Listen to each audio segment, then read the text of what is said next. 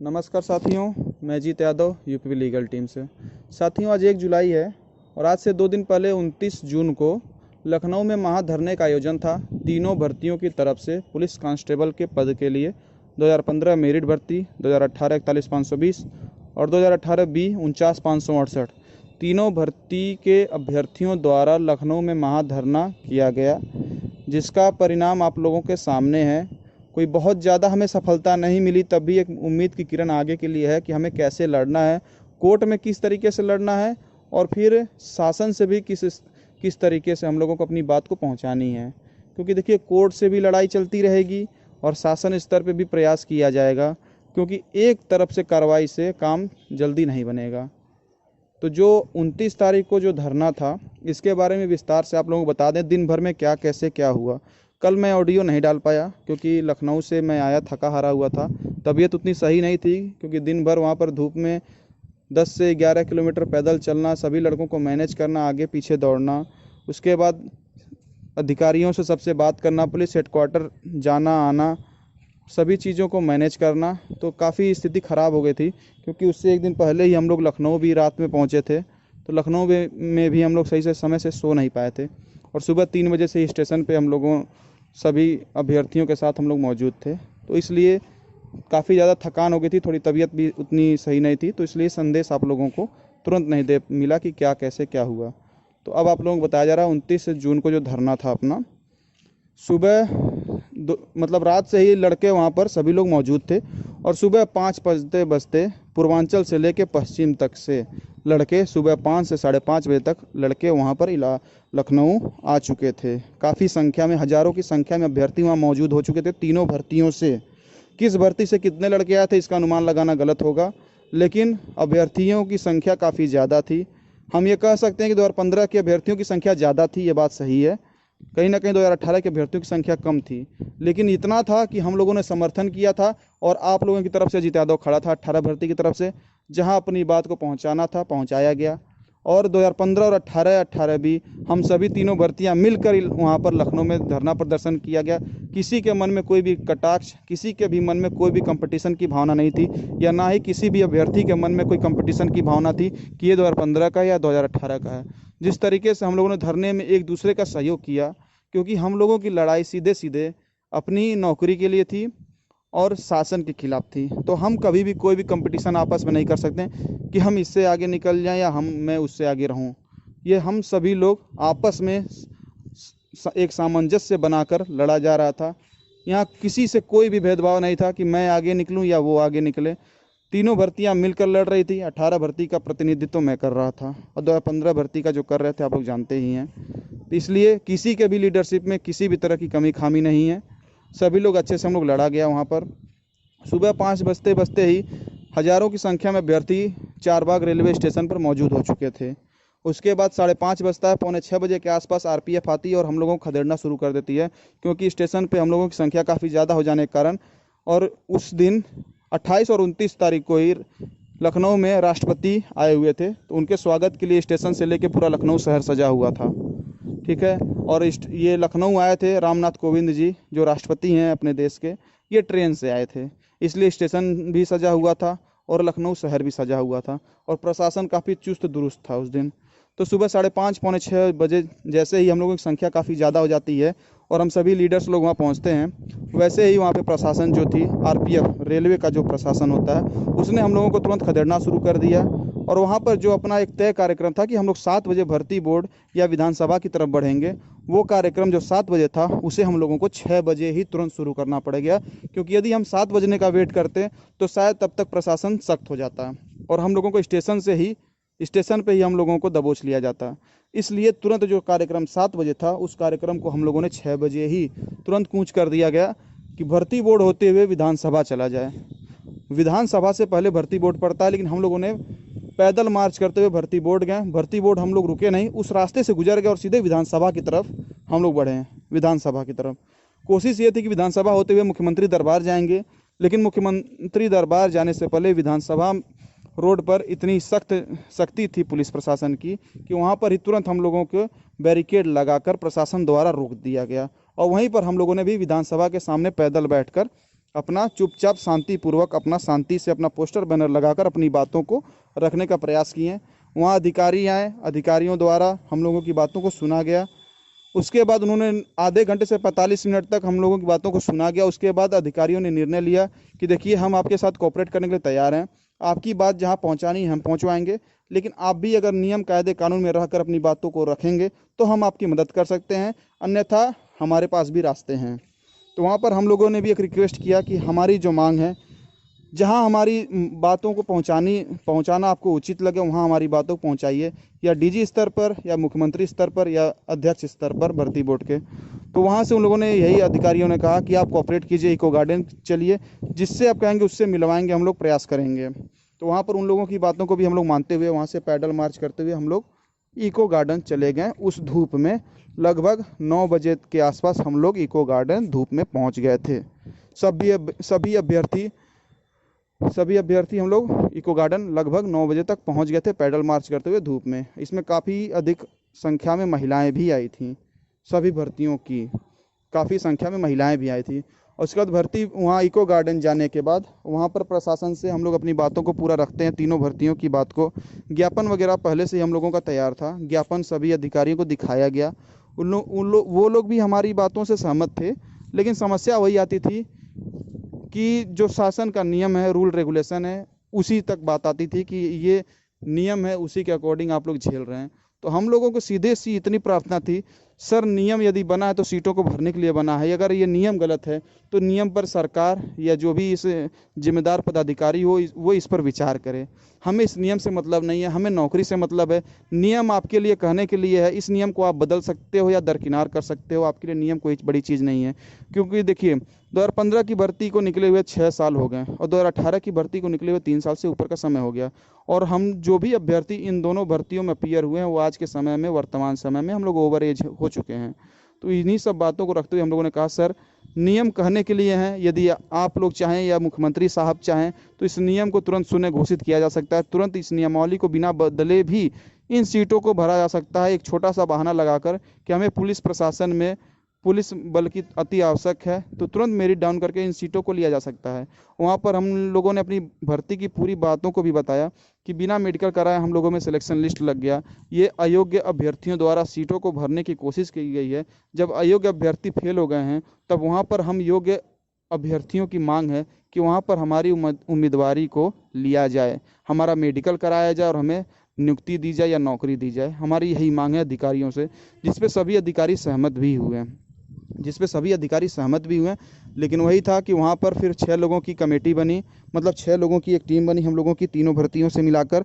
और वहाँ पर एडीजी स्थापना, पुलिस हेडक्वार्टर संजय सिंघल जी से मुलाकात करने के लिए इन लोगों ने अपॉइंटमेंट लिया। और वहाँ से हम 6 लोगों को मतलब वहाँ पे तीनों भर्तियों के जो हम लोग थे लीडर्स, 2015 से अजय प्रकाश मिश्रा जी थे और 2018 से मैं था अजित यादव और 2018-20 से मथुरा यादव। और फिर महिला जो एक लड़की गई थी वो थी क्षमा सिंह थी।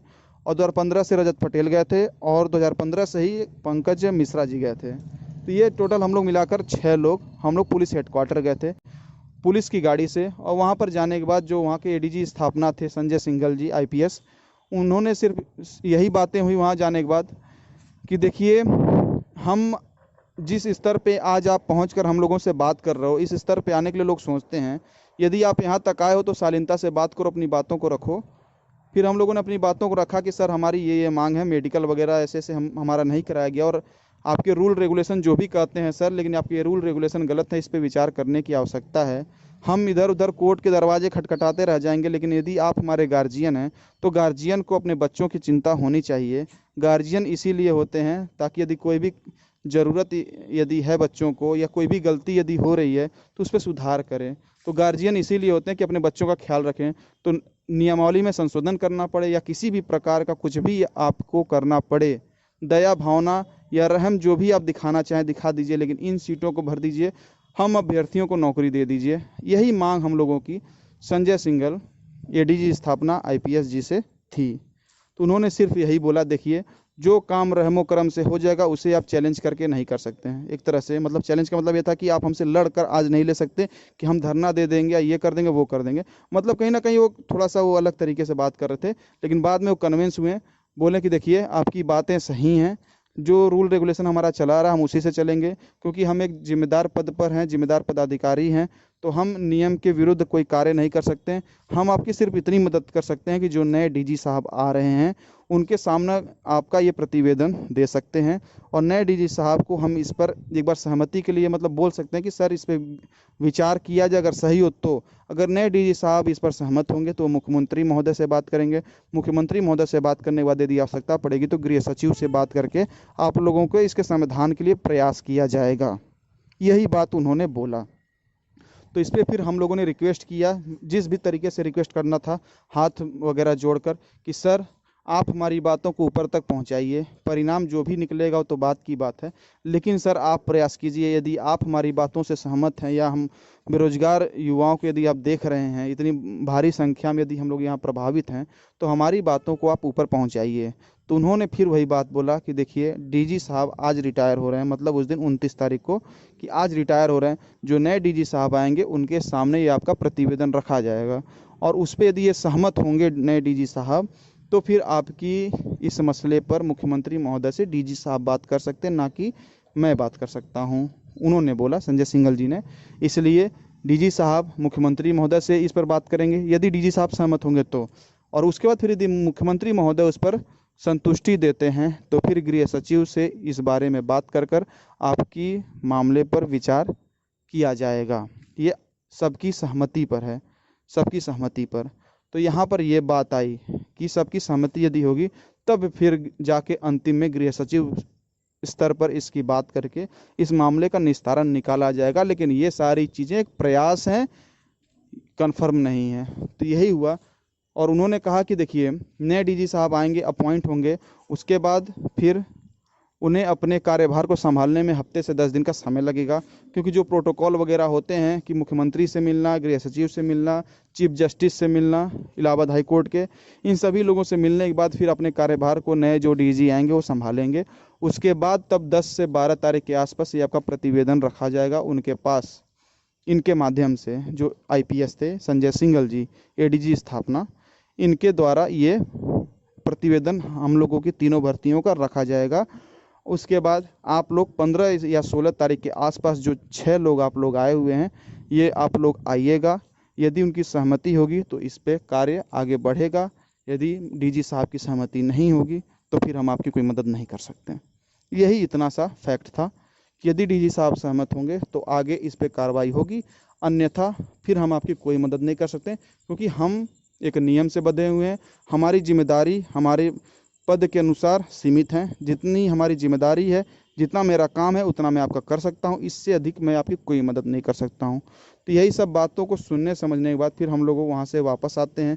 कहीं ना कहीं ये खाली हाथ ही आते हैं, लेकिन एक भविष्य के लिए उम्मीद लेकर आते हैं कि चलिए भविष्य में शायद मुलाकात हो, कुछ बात बने। लेकिन एक चीज़ और थी भाई, यदि हम लोगों के पास 29 तारीख को इलाहाबाद हाई कोर्ट का सिंगल बेंच या डबल बेंच का कोई भी ऑर्डर यदि रहा होता, तो मुझे पूरी उम्मीद है कि उस दिन सरकार मान गई होती। यदि हमारे हाथ में अगर उस दिन सिंगल बेंच का भी ऑर्डर रहा था और हम लोगों ने इतना विशाल जो धरना दिया था, तो मुझे पूरी उम्मीद है कि हम लोग हाथ जोड़कर ही अपने ऑर्डर को मनवा लेते और हम लोगों को नौकरी मिल जाती। लेकिन सिंगल बेंच का ऑर्डर अपने खिलाफ था। हम लोग पुलिस हेडक्वार्टर भी गए, उन्होंने भी यही बोला कि आप हार कर आए हो। एडीजी स्थापना जो थे संजय सिंघल जी, उन्होंने भी यही बोला कि आप लोग हारे हो अभी सिंगल बेंच से, तब फिर आप क्यों धरना किस बेस पे दे रहे हो। तो ये थोड़ा सा ये मतलब अपने लिए एक माइनस पॉइंट सा हो गया था कि अपनी हार हो गई थी। लेकिन ये भी एक चीज़ अपने लिए खुशी है कि भविष्य में हम अब सिंगल बेंच में तो मान लीजिए हार ही गए हैं, लेकिन यदि हम डबल बेंच में जीतते हैं तो इतनी पूरी अब मुझे उम्मीद है, पूरा मैं आश्वस्त हूँ कि यदि अच्छे से पैरवी की जाए सरकार की, शासन में बैठे पदाधिकारियों की, तो अपने ऑर्डर्स को ये सरकार मान लेगी, क्योंकि सारी चीज़ें रिक्वेस्ट पे हैं।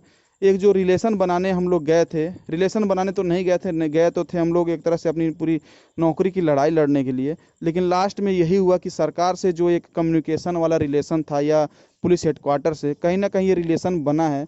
अब इसका फ़ायदा मिलेगा कि नुकसान होगा या कुछ नहीं होगा, ये तो आने वाला समय बताएगा। लेकिन इतना विश्वास है कि यदि हम लोग इलाहाबाद हाई कोर्ट से या किसी भी कोर्ट से यदि हम लोग जीत जाते हैं, तो वर्तमान समय में जो पदाधिकारी बैठे हुए हैं, जिस प्रकार हम लोगों ने धरना दिया, इसी प्रकार का धरना देकर हम लोग अपने बातों को हम लोग एक्सेप्ट करा सकते हैं और ये सरकार हम लोगों को ले लेगी। यदि इस 29 तारीख को अपने हाथ में कोई भी ऑर्डर होता, सिंगल बेंच का या डबल बेंच का, कोई भी ऑर्डर होता, तो शायद हम लोग 2 से 3 दिन में लिस्ट लगवा कर वहाँ से वापस आ जाते, या उसी दिन लिस्ट लग जाती। ऐसा माहौल था इलाहाबाद वहाँ लखनऊ का। लेकिन अपने खिलाफ अपने पास ऐसा कुछ था नहीं उस दिन, तो थोड़ी एक मजबूर सी थी। हम लोगों के पास खोने के लिए कुछ नहीं था, लेकिन पाने के लिए बहुत कुछ था। इसलिए पाने के लिए जो करते बना किया गया, धरना दिया गया, हेडक्वार्टर गया गया, सभी अधिकारियों के पैर तक पकड़े गए। लेकिन वही एक मजबूरी आ गई, सरकार के पास नियम की और हमारे पास हारी हुई एक बाजी की। लेकिन अब आने वाले समय में देखिएगा जो भी होगा, यदि हम अपने पास हाथ में न्यायालय का एक कोई भी ऑर्डर आ जाए, अच्छा सा ऑर्डर, तो ये सरकार तुरंत एक्सेप्ट कर लेगी। सरकार एक्सेप्ट करे या ना करे, लेकिन उसी के साथ हम लोग इतनी अच्छी पैरवी की जाएगी, सरकार के पैर तक पकड़े जाएंगे। जिस तरीके से हम लोगों का माहौल लखनऊ में बना था, पूरा लखनऊ में हड़कंप मचा हुआ था भाइयों, आप लोग यकीन नहीं करेंगे, पूरे लखनऊ में हड़कंप मचा हुआ था। पूरे लखनऊ में इतनी संख्या थी अपनी कि पूरे लखनऊ में हड़कंप मचा हुआ था। वहाँ पे कांग्रेस पार्टी के राष्ट्रीय प्रदेश अध्यक्ष अजय कुमार लल्लू जी आए। अखिलेश यादव की भी बात चल रही थी कि उनके मामले संज्ञान में मामला जाएगा, लेकिन उन्होंने फिर चुप्पी साध ली, पता नहीं क्यों। तो यही सब बातें, प्रियंका गांधी ने भी ट्वीट किया, फेसबुक पे अपने वीडियो डाला, तो मामला अपना एक दिन में जितना हाईलाइट होना था हो गया भाई। लेकिन वही अगर एक कोर्ट का ऑर्डर हमारे हाथ में उस दिन रहा होता दोस्त ना, तो मैं पक्का बता रहा हूँ कि उस दिन अपनी वो आखिरी लड़ाई रही होती शायद। लेकिन अपने पास कोई ऑर्डर था नहीं उस दिन, इसलिए हम लोग थोड़ा मजबूर हो गए। यही बात है। चलिए, बाकी जैसा होगा फिर आप लोगों को बता दिया जाएगा। और अपनी जो सिंगल बेंच में रीट खारिज हुई थी, उसकी जल्द अपील डाली जा रही है। कैसे डाली जा रही है ग्रुप में बता दिया गया, उसके लिए ज़्यादा बताने की ज़रूरत नहीं है, ठीक है। बाकी जैसा होगा आगे बताया जाएगा भाई। धन्यवाद, नमस्कार।